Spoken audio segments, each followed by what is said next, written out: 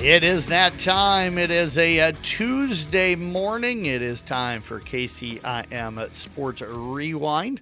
Jeff Blankman along with Mason Nealon. We're going to be joined by an extremely special guest, a voice that everybody will know well when we bring him on here in just a moment. But Mason, we're heading into week 7 of the high school football season. That means pretty much the entire fall sports season. We're weeks away from postseason getting underway. It's hard to believe how fast everything's moving.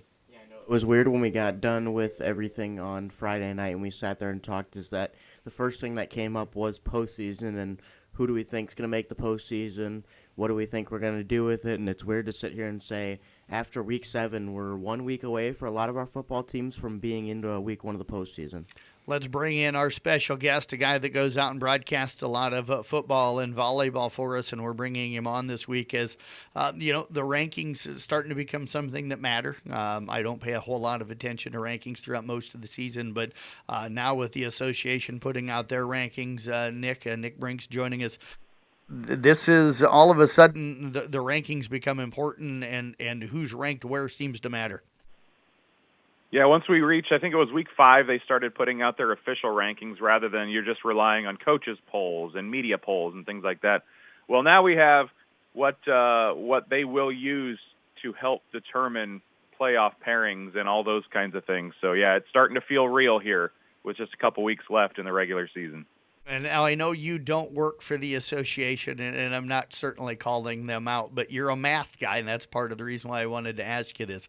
Mason and I both looked at the 3A RPI yesterday, and I know that overall record has a lot to do with it, but I sit here and I'm like, how does Carroll go to Greene County, beat them 35-0 last Friday, and then Greene County's ranked 24th and Carroll's ranked 27th? As a math guy and a guy that loves to crunch numbers, can you explain that to not just to Mason and I, but I think to every Carroll Tiger fan that's probably listening right now?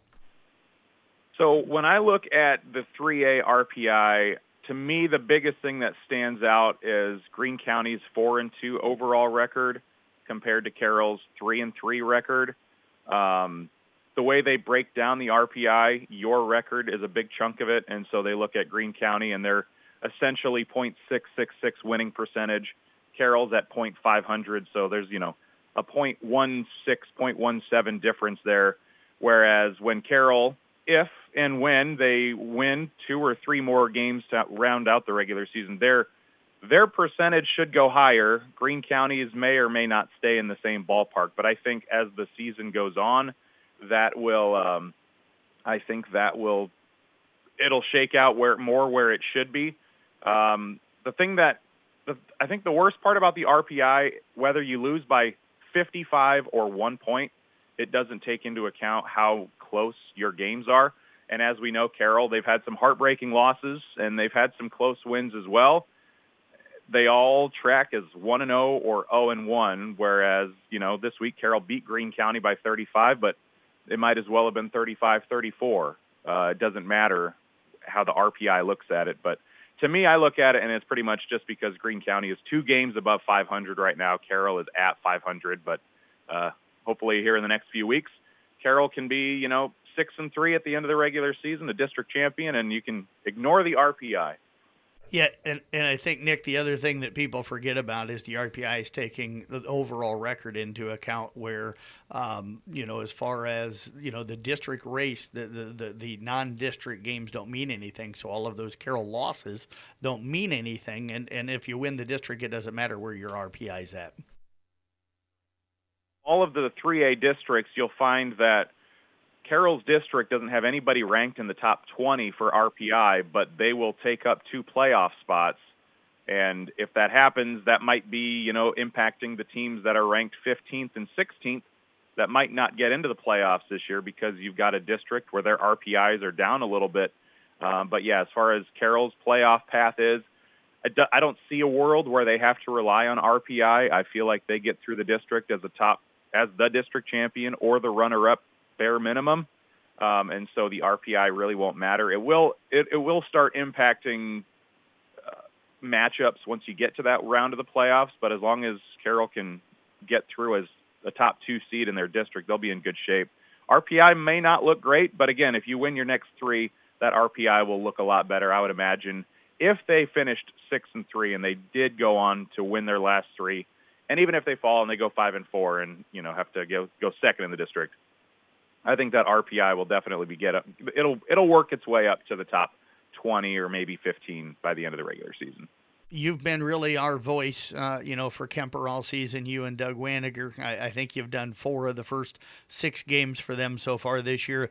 They're clearly number 1 in Class 2A, so no surprise for them to be the top-ranked team there. I think the interesting thing, Okoboji was number 2 until they had to go to overtime to win at Southeast Valley this last week. They dropped to number 3 now in Class 2A. I think the state is having a hard time, and the voters and the committee that they put together, and those guys do a lot of work and do as good a job as they can possibly do. But I think the question for everybody in the state right now, beyond Kemper in Class 2A, who's next? Who's 2, who's 3, who's 4? And I think it's been very difficult to figure out who fits in behind Kemper. It's a good year that, West Lyon's gone. They're out of the class. Last year, the championship matchup was West Lyon and Spirit Lake. Kemper just beat Spirit Lake. They're down a little bit this year. So you take out the championship teams from last year, and it's almost like 2A is wide open this year. And Kemper is taking care of business every week. I know PCM, I would say of everybody I look at here in the top 5 or 6, they're the one team that stands out to me as they've got history and they've had some really good success over the years. I look at Okoboji, they're a new dog in the fight. They're not a team that's accustomed to having a lot of football success, and I think the fact that they're 6-0, maybe the voters are like, wow, they must be really, really good this year. We're not used to seeing them up here. Bellevue, Centerville, Osage, those are the other 3 teams that are undefeated along with Okoboji and Kemper, and I'll be honest, I don't know anything about those schools. You get into Eastern Iowa, and I'm not as well versed in a lot of those schools, and I think you probably feel the same way a lot of times.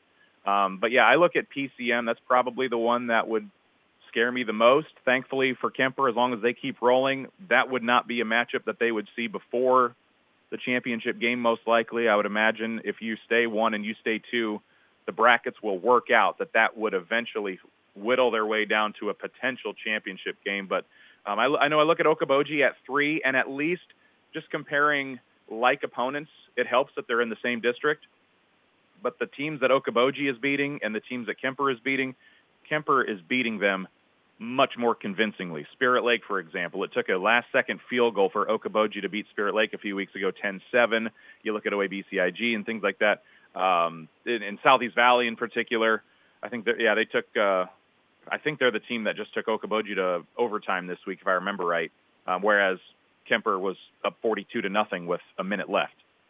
So I look at their opponents and I say Kemper will clearly they'll be the favorite going into that Week 8 district championship finale with Okoboji, assuming everything goes according to plan this week. But we'll get a really good test that last week of the season. We'll see how these rankings shake out, and if you're Okoboji, you're right now. If you can get into that Week 8 as the number 3, it might be setting up a situation for them where if Kemper beats them pretty good or just beats them at all, Okoboji's path to the Dome may go through how close that game is. If you get beat big time, you might fall considerably, or if you can keep it close, I think the voters will say, oh, maybe they are for real. So those are a few of the things that I've been keeping an eye on with at least 2A.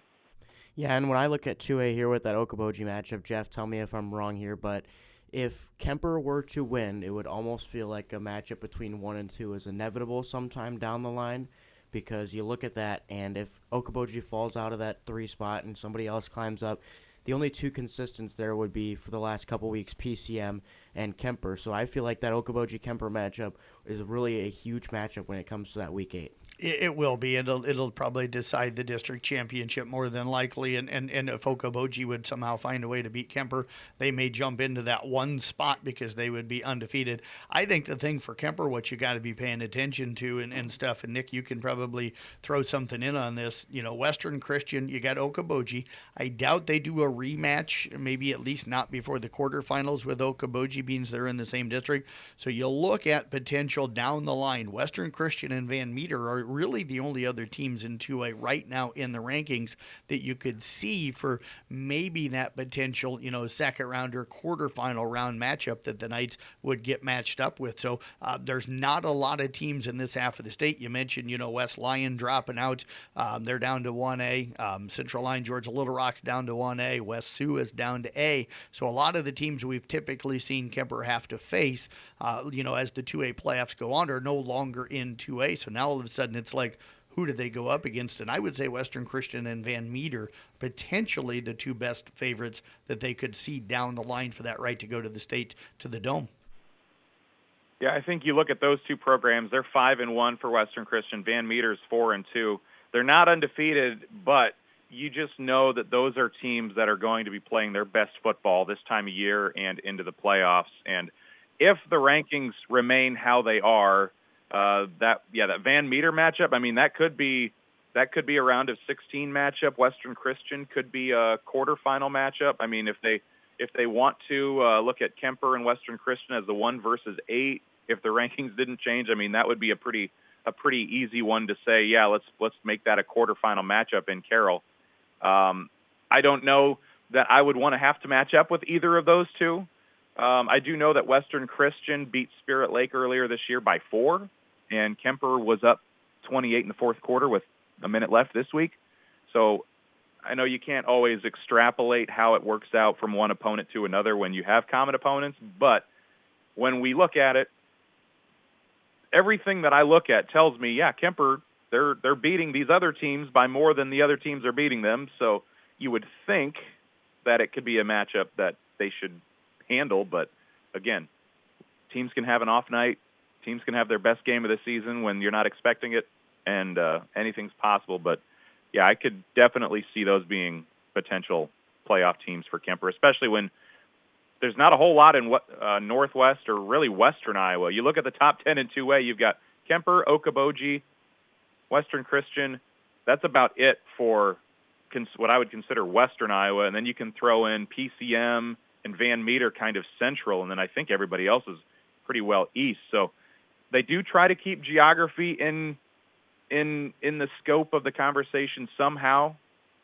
I would hope that's not the top deciding factor for some of these matchups, but the way it's shaping up, there's not a whole lot of Western Iowa flavor in there, so there will be some interesting decisions when they get there. Yeah, I know, Jeff. For you, you probably know it a little better than I do, being around here longer. But if I'm Kemper, I'm still worried about if Van Meter comes to town, them being Van Meter, because I know Van Meter's football has kind of been very tradition-heavy, and I know that they've been kind of good for a while down the line. So if I'm Kemper, I'd rather see Western Christian with the better record still come to town just because of the fact of, Van Meter knows that they've been to the Dome before, they've been there, and they know how to get back. Yeah, and I don't disagree with you on the Van Meter, but Western Christian also one of them. They've been down maybe the last few years, but there's an awful lot of tradition. They're one of those typical Northwest Iowa teams, like your West Lyon, like your West Sioux, like your Central Lyon, Georgia Little Rock. Your Sioux Centers, your Healans. They just seem to win a lot. They have big physical kids. They're athletic. So I know Nick just mentioned that Western Christian didn't beat Spirit Lake by a lot, but you get up there in Northwest Iowa, and those teams always don't beat each other by a lot because they play each other all the time and they know each other well. Let's move on now, guys, from 2A, because I think Kemper right now, to me, just looks like the clear favorite to probably win 2A, and I would agree with what Nick said. I think Prairie City Monroe, probably the one team that if you look at it right now would be probably the scariest competition for them. But I look at Audubon and 8-man, our other team that's in the rankings in their class, and they're still sitting at 5. And I know from some of the text groups that I'm in, there's an awful lot of debate of why one of the teams is ranked above them and stuff. And I think Audubon's chomping at the bit maybe to get an opportunity to see them. But, you look at Bishop Garrigan, traditionally has been really, really good. Woodbine is flat loaded. Gladbrook Rhinebeck is really, really good. I still think that Audubon team, and Nick, we'll get your thoughts first, and then I think Mason here in a second. But I know you haven't seen Audubon yet, but I know you follow things. That Audubon team, it's hard to say that you're ranked number 5 and you're underrated, but I think they've been underrated all season long. It seems like every week they're making a statement. Coming into the season, it sounded like they had graduated a lot of their top performers from last year, and Coach was super confident that he liked what he had coming back. And they have been just absolutely dominant. I think, was it the game you had a couple weeks ago? They gave up negative yards in the whole game. I mean, that's just crazy. They're playing they're playing at such a high level on both sides of the football. Coach Brincks has them playing really, really well. For Audubon, it would be great to see somebody ahead of them get upset before the end of the season just to make it easy, and you don't have to rely on votes and things like that. But you'd certainly want to be a top 4 so you don't have to travel for that quarterfinal round if you can help it. I think if you're Audubon, you're hoping to just continue making statements here the next couple weeks, or if you can get lucky and somebody ahead of you falters one week, and you can kind of leapfrog them that way, because right now they've got the top 7 are all undefeated. If you could get one of those Iowa Valley, Gladbrook, Rhinebeck, Woodbine, Bishop Garrigan, my goodness, I can't talk, Bishop Garrigan. If you could just get one of those to maybe be upset, I think that could make a lot of things easier for voters and certainly for the Wheelers. But they're going to continue playing their brand of football. They've got a big rivalry test this weekend. They've been fun to watch. Yeah, they have been, and Mason, I'll have you on here in just a second. Nick, you mentioned, somebody getting upset. The last time they made to the Dome and they made it to the state championship game, ended up falling to Cam.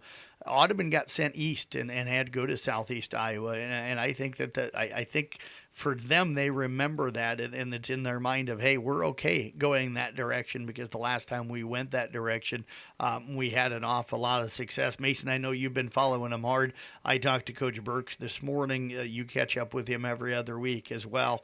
That team's been just so good this year. Yeah, I mean, it's kind of a different story from 2A than it is from 8-man. 2A, it's a little bit of a down year, so it makes Kemper at that 1 seed pretty easy. But for 8-man, it looks like 8-man's kind of in a uprising this year. Everyone in that top 7 undefeated, and it makes it hard on them as well. I know we saw that Woodbine game against Coon Rapids, and Woodbine looks pretty solid as well. But for Audubon, if you're in that top 4, you're guaranteed to be at home all the way up until the quarterfinal, if that's what I'm getting from this. But I know that Audubon isn't scared of going anywhere. I know that if Coach Brincks is listening right now, he'd probably agree as well that they're probably not scared to go anywhere out east or anywhere else as well. But, I mean, for a team that has done so well this year, it's weird to not see them within that top 4.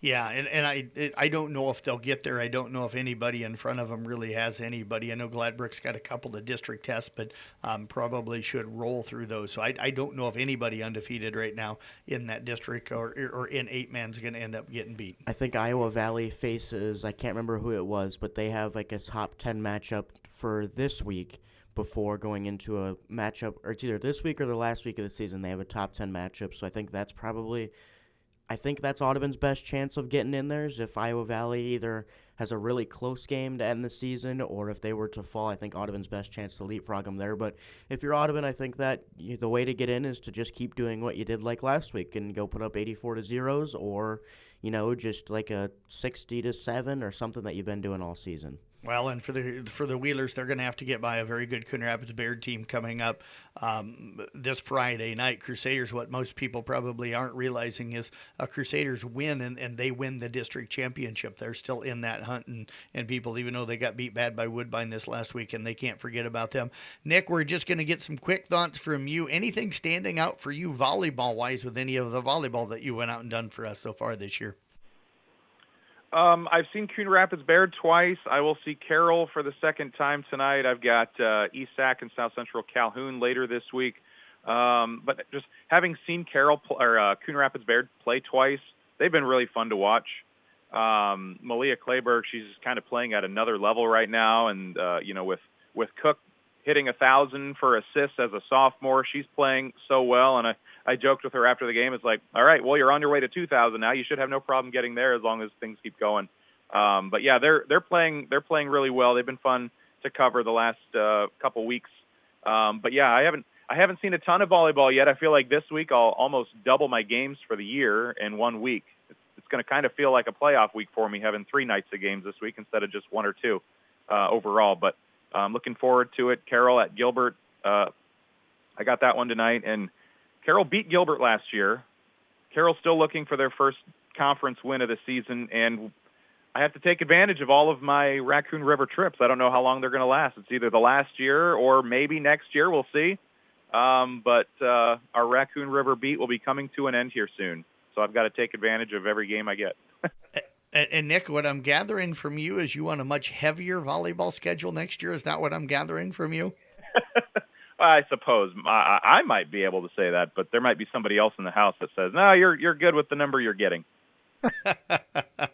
Well, Nick, we thank you for your time here today, and we knew that you'd have some valuable information because I know how much you like to break down numbers, so it was fun after getting the rankings coming out to bring you on. So appreciate you joining us here today.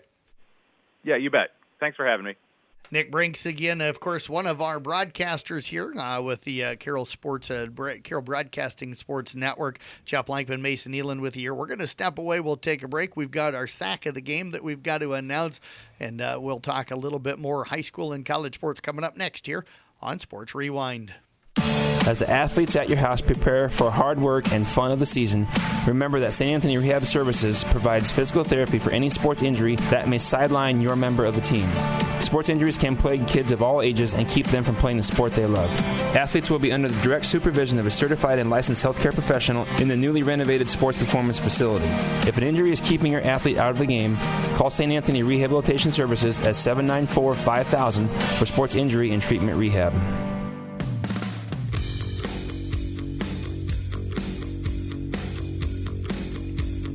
Thanks to Bad Authority there again for allowing us to use some of their music here on the Carroll Broadcasting Sports Network. It's our theme kind of anymore for Rewind and also for our Brincks Exterior preview show that we do on Friday nights. Always seems to get slidden into there. Mason, we've got a sack of the game to announce here. We're going to let you do the sack first. You had a young man that had 3 of them the other night in your game. Yeah, Ty Mulbauer had 3 of them for the Carroll Tigers against Greene County, and not one of them specifically was more impressive than the other, but the fact that he got 3, and it almost felt like he was more of sitting at like 5 or 6 when you looked at the way that he got to the quarterback. I felt like he was just, and he's been impressive all season as a defensive end. He's kind of a faster kid at defensive end, and he uses a lot of different finesse moves to get to a quarterback, but it felt like he had a lot of pressure on quarterback Zach Stalder for Greene County all night. So Ty Mulbauer, our sack of the game from Carroll High. So you talk about his quickness. There's a word that football coaches throw out a lot that I'm going to throw at you and see if is he twitchy? Is that what he is? Is he twitchy out on the field? Never heard that before. You've never heard that Nope. before. Okay. Well, then we will move on. So again, congratulations to him, and also congratulations to our free sack of groceries from Market on 30. That is Kay Logren of Breda is our winner this week. So congratulations again to Kay Logren of Breda. Good morning, all student-athlete parents. Don't let your hectic schedules keep you from feeding your family. The Market on 30 can help you with quick and easy options like Pasquale's Pizzas, our famous mac and cheese, chicken strips, and much more. The Market on 30 in the BP Plaza.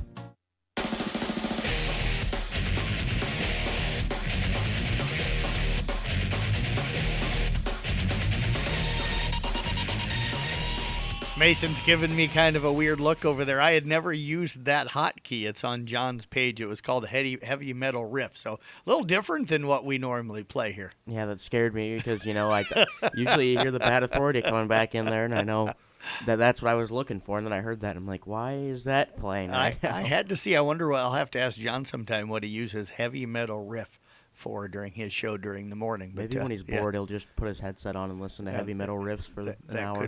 That could be. So I asked, Nick, and he kind of brought up that he hasn't seen a ton of volleyball this year. So for you, what has stood out for you with what you've seen so far this volleyball season? With this being the first year of me doing volleyball, I had kind of not understood the game deeply. But going out and learning from you and learning from other people, I've understood it a little bit better now. But when you look at the teams in our area, I've covered a good Coon Rapids team, good ICAM Manning team, East Sack's really good, Kemper's really good. You cover all this good volleyball in this area, and it's like, it's just different to see that somebody like Kemper who's in 3A compared to somebody like Coon Rapids who's in 1A, the difference in competition that some teams play and the different styles that they play. It just feels like, you're watching completely different worlds of volleyball sometime, even though it's still a good volleyball all the way around. And I know you've got a better memory than me, so you're going to probably have to help me out. Amelia Cook from Coon Rapids just went over 1,000 assists last week. Jordan Carroll up at East Sac County became the all-time assist record holder for East Sac County. I know we had Anna Hart here recently, went over 1,000 digs. Who am I missing that recently broke a record? Elsa Tiefenthaler and Kaylee Simons both broke a record at the CYO tournament. I can't remember the exact number, but I'm pretty sure one of them was 1,000 and one of them was 2,500. They can intermatch there. I think for Elsa it was possibly 1,000 assists, and I think for Kaylee it was 2,500 digs. Don't quote me on that, but I think that's what it was. I saw them both holding signs and taking pictures, and that's kind of the universal signal of I just did something worth noting. Yes. So you mentioned some of the good teams here. Who has stood out for you right now as players? For me, it's I think Carly Arp down at ICAM Manning. She's top 5 in assists in their class there. I think she's done a nice job of getting it. They have a good group of hitters there, but I think for volleyball, it starts with the setter. You can have a bunch of good hitters, but if the setter can't get the ball to the hitters really can't do much there. So I think that starts there. You have to look down at Anna Hart and Malia Clayberg down at Coon Rapids. Malia doing a lot of the hitting roles down there, taking kind of that senior leadership and putting them kind of on their back in some of the games that they've been tight with. You've seen them go to Malia Clayberg, and I think, you can't name one girl at Kemper that's really done a whole lot there. They're when loaded. It comes to, like, the best on that team. You really just have to name all of Kemper because any given night you can have a girl go out there and get 17 kills, but I think that it also starts there with Kaylee and Elsa. I think that those two have had a really big impact with Brianna Wittrock out.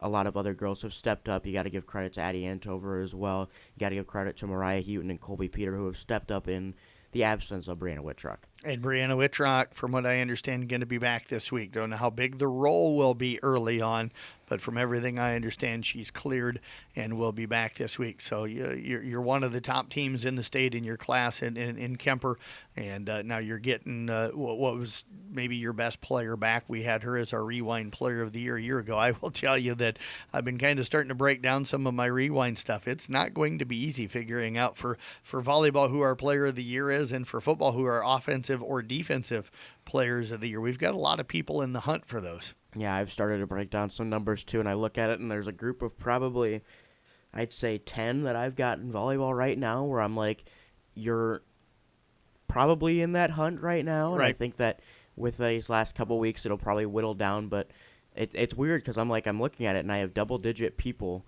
of, you could possibly win it if you have a good end of the season, and for football it's like, how do you even pick an offensive player of the year with how many different teams have? Because I go through it. I'm like Aiden Kiergaard, Brock Bading. You got Caden Oswald, Ethan Bauer. You got all these different guys, and especially in 8-man, that's going to make it hard. But you have all these different guys that can win offensive player of the year. In defense, it's even harder because you have so many good defensive players in this area. Well, and I said this to you guys after the games last Friday. We were standing around talking after the scoreboard show. I mean, if you're going to go straight off of numbers, which you can't do because Audubon's guys have won by so many points every week that a lot of times their starters are playing a quarter to a quarter and a half.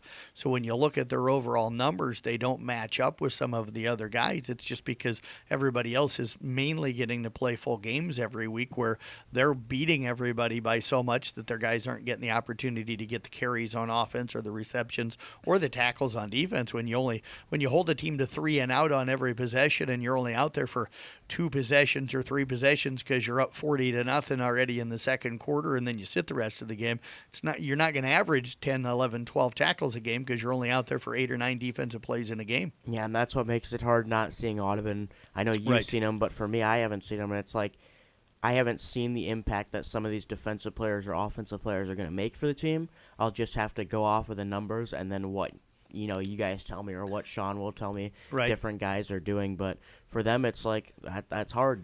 Beating teams is great for them to beat teams by 80, but it's hard for us to pick our rewind athletes when they're beating teams by 80. And that's why we have a big crew of everybody that helps vote. And I kind of bring that up because I know there are sometimes people will message us and say, well, so-and-so had more tackles than so-and-so. How did they get above? Well, when you look at overall, you got to look at everything. Statistics just aren't the only thing that can determine things. Got a couple other sports I want to hit here before we go and end the show. I know we're going to go just a little bit over here today, but Charlotte Schwabe wrapped up a great tennis season for Kemper last week, finishing 5th down at the state tournament. I know you got a chance to watch her. We type about her and the girls every night when they would play during the regular season, but what a special run and special season for Charlotte this year. Kind of came into the season preseason-wise, not a lot of people realized that Kaylee Simons, with it being moved to the fall, wasn't going to be able to do volleyball and tennis. So Kaylee came in as kind of their number one according to the rankings, but Charlotte had to grab that role this fall and did an outstanding job with it. And I think a lot of people lucked out that they didn't have a duo of Kaylee Simons and Charlotte Schwabe, because if you have that, there's a chance that Kemper sends 2 girls to state. Or the whole team. Yeah, and it's scary like that, but you look at it, Charlotte really filled that role pretty well. They play different styles of tennis. Kaylee's able to get to almost every ball and put different balls in different positions. Charlotte, a lot more power behind her swing there. But when you looked at it, it was almost up until, middle of the season tournament that she was undefeated, and then she only lost 2 matches going into state there. But I felt like she was kind of impressive on the season when it came to her record as well as how well she filled that number 1 role. Yeah, and a 5-1 run down at the state tournament. Ran into the Gabby Jacobs young lady from Shenandoah in the quarterfinals that she had suffered one of her regular season losses to in a tight match and ended up losing in a tight one there. It was 2-0, but 7-5, and I think it was the second set and stuff, so played really well against her. But congratulations to her on an outstanding season. And then cross country, I'm going to drag you, I think, up to Lake City later on today, because I don't know if I've gotten you to a cross-country meet yet this year, so it'll be your first experience, but we've got ESAC and South Central Calhoun running up there later on today. Should be about a perfect day for cross-country and stuff, but we'll go up and get some interviews with some of our area runners. But what stood out for you so far? I know for me it's been the ESAC boys and the success that they've had so far. Kemper boys have had a nice year, led as well by Dayton Wiederin, but for me, the ESAC boys, 5 championships at cross-country meets this year and 2 other second-place finishes. So that's what's jumped off for me. For you, what stood out? Yeah, it's ESAC right there. And I think that in almost every meet, they've had 2, if not 3 guys within the top 15 or top 10. And it's just impressive to see that half of your team right there is just going into that top 10. They're going out there and they're pushing each other. And to get 5 championships this early into the season, that's hard to do. And I know that they're out there pushing themselves and trying to get better every day as well. So down the stretch here, it's good to see. Hopefully them make a run at getting a couple guys, if not the whole team, down to state. You bet. Well, Mason, appreciate you coming in again today. And you looking forward to going up to Lake City later on today? Well, this is the first of me hearing of it, so I guess I will. Yeah, I didn't break that to you till we were on the air, right? Yeah, you were waiting to surprise me until we were on the air. I wanted to see the look on your face. I've never been to cross country, so Yep. I guess we'll see now. You bet. Well, I tell you what, everybody, thanks very much for joining us here for KCIM Sports Rewind. We'll have the man that usually monitors and runs things much better than me, John Ryan, hopefully back on the show coming up next week.